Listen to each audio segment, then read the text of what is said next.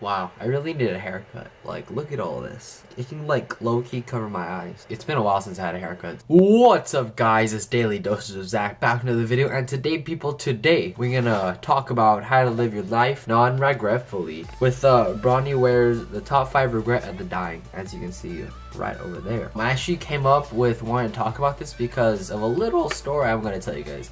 So, me, my little brothers, we were driving back, and my dad, of course, from batting practice one day. Me and my dad were talking about my glove because it was a little cracked on the inside, and he was like, oh, I want to get you a new glove. And I was like, no, I don't need a new glove, I'm good. And then he's like, well, what are we gonna buy? I said I'd like one after high school because, you know, it's probably gonna get like really beaten up and all that. And he's like, well, what if you don't play after high school? And after that, I was like completely silent for like the whole trip, and that made me think like, wow, I really should appreciate my next 2 years in high school because that's gonna be my last. But I was like, wow, that might be my last 2 years playing baseball, so I really need to like not live it regretfully. And that's where I get into this. So this book is basically about Bronnie Ware, where she's a caretaker, and that's like a low-key pun, by the way. Like, where? No, you get it, man? You get it? But yeah, she takes care of people on her deathbeds. She basically talks to them and all that. She gives them support and all that kind of fun stuff. And one main thing she always likes to talk about is the regrets, and she breaks it down into 5. And the first one is regret number 1. I wish I had the courage to live a life true to myself and not what others expected of me. Now, you see this a lot in high school, where kids, like high school students, they don't want to go to college, but their parents force them to. Or the parents, on some occasions, they force them to own the shop or keep on running the shop that they're running. And kids really don't want to, but they end up doing it because they want to fill out their parents' destiny of what they thought is the best for them. That's one of the biggest regrets in there, because as these older people got older, they started to live their life based on other people. Basically, they started to act fake because they wanted to impress other people, because they would do things just to fit other people's descriptions of them. And they weren't living true to themselves, you know? And that's a huge regret, because then they're not able to express themselves, they're not able to be who they truly are, and just put on like a fake part of themselves that no one really gets to see. And that's really detrimental when you're in your deathbed, because then it's like, you know, I wasn't really able to live as the person I am. That's the first regret. And the second regret is I wish I hadn't worked so hard. Working really hard is good for a lot of people. It's also can be really bad too, because then if you keep on working hard, if you keep on pushing yourself, you could wear yourself out a lot, and it's really unhealthy. And plus, when you're in your deathbed, the last thing you think about is how hard you work. You think about the good times, you think about your friends and all that kind of stuff, but when you're in your deathbed, you don't really think about working hard. And you see that a lot, or I saw that a lot myself. Like with some of my friends, they were super overworked, they were tired every day they came to school, they had coffee like every single day, they were like falling asleep in class. And working really hard does come with a cost, and if you have that cost and it's super heavy on you, it's usually not a good thing. So the third regret here is I wish I had the courage to express my feelings. Now, this is a lot, because when you get older in life, you start to deteriorate from other people, you start to lose touch. So then when you lose touch, you stop really thinking about and really not being able to express your feelings, and that can really hurt. Like, I keep on going back to this, but when you're on your deathbed, that's one of the things that really dwells on your mind a lot, because then, you know, you have all these people that are in your life, but you've never actually truly told them how you felt about them. And when you die, you could, you know, leave that long-lasting impression that you never really expressed your feelings and stuff like that, and it could really hurt them, it could hurt you too. You see this a lot with people in high school as well. Like when they get past high school and they lose touch with their friends, they're not really able to express who really helped them along the way. That's actually a really legit regret. Now, regret numero 4. So I wish I had stayed in touch with my friends. And you have your friends in high school, right? And then once you get past that, you kind of lose touch of all of them, unless they're going to the same college, which most likely doesn't happen, but you start to lose touch of like all of them. And just after a while, you're like, wow, where'd all my friends go, you know? But for elderly people, they need those friends, whereas people like transitioning to college, well, they need them, but they don't need them as much because they're gonna get bored during college.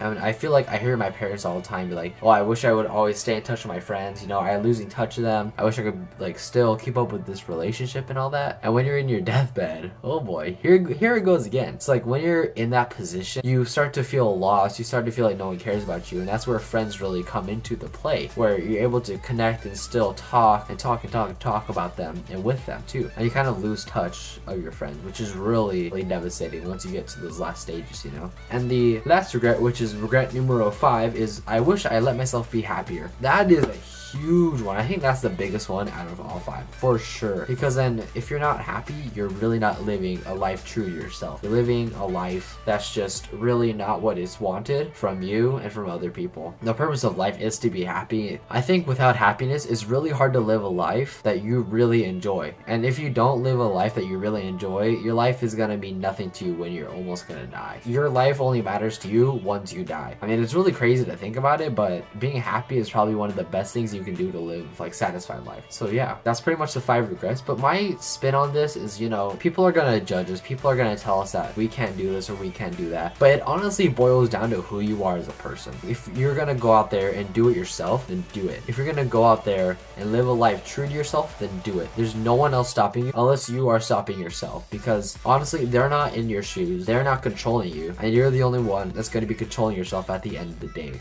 At my age, it's really hard because then we try to fit into the norm. We try to fit into who we want people to see us as. But I mean, at the end of the day, it's not really going to matter because we're all pretty much going to be at the same place by the end. We're all going to be dead. But it's who you are as a person, how you lived your life, that really matters. I mean, to be honest, I could care less what other people think of me. I could care less what people talk about against me. But one thing I never deter from is who I am as a person, because I know in the end, it's going to be all me and no one else is going to live my life for me. That's why I don't ever like fit into the crowd. I always want to stand out, because then if I fit into the crowd, I'm just another one of them. You know, I'm not going to be who I am, because if you're in the crowd, you don't stand out. If you're average, you don't stand out. I want to stand out to myself, not just to other people, but to myself, because I want to show myself I'm not these other people. I'm myself. I'm unique. I am happy. I am the person I've always wanted to be. Go ahead and buy this book. This is honestly my favorite book ever, because it's such a like a heart-touching book and it's just so amazing. So go ahead and check this book out, guys. Thank you guys so much for watching. If like, comment, subscribe if you like the video, and if you dislike the video, go ahead and like the video, comment because why not, and subscribe because you guys want to see more of this. Thank you guys for watching, and I'll see you guys in the next one.